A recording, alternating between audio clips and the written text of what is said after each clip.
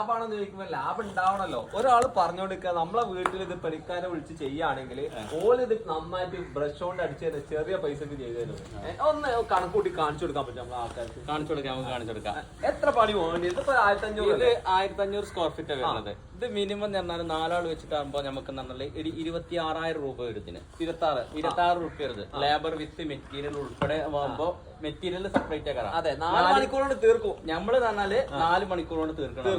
ഇത് പറഞ്ഞാല് ലേബറിന് വെച്ച് ചെയ്യാച്ചി പറഞ്ഞാൽ ഇത് കറക്റ്റ് ആയിട്ട് പറഞ്ഞാല് 5 ചാക്ക് വൈറ്റ് സിമെന്റ് വേണ്ടി.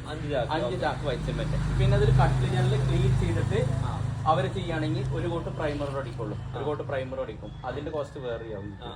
നമ്മളാണെങ്കിൽ വൈറ്റ് സിമെന്റ് സ്പ്രേ ആണ് ചെയ്യേണ്ടത്. സ്പ്രേ ആണ് നമ്മൾ പറഞ്ഞാൽ ഒരു ദിവസം കൊണ്ട് പറഞ്ഞാൽ നമ്മൾ 3 മണിക്കൂർ 4 മണിക്കൂർ കൊണ്ട് നമ്മൾ വർക്ക് ചെയ്ത് കൊടുക്കും. അല്ല, ഓല ഏകദേശം എത്ര ചാർജ് ആവുന്നുള്ളതാണ് നമ്മളെ പ്രശ്നം. ഓൽക്കിപ്പോ 4 ആളെ കൂലി എത്ര ദിവസം പറഞ്ഞാൽ ഇത് അടിക്കണമെങ്കിൽ 2 കോട്ടല്ലേ ഒരു ബ്രഷിലടിക്കാം. 2 കോട്ട് ബ്രഷിലടിക്കാം. എത്ര രൂപ?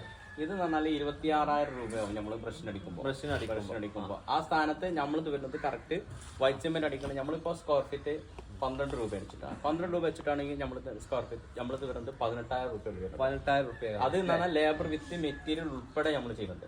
അതാണ് നമ്മളെ ലാഭം അല്ലെ. അത് മാത്രല്ല കേട്ടോ, പെട്ടെന്ന് പണി തീരാന്നുള്ളത് തന്നെയാണ് പ്രധാന ലാഭം.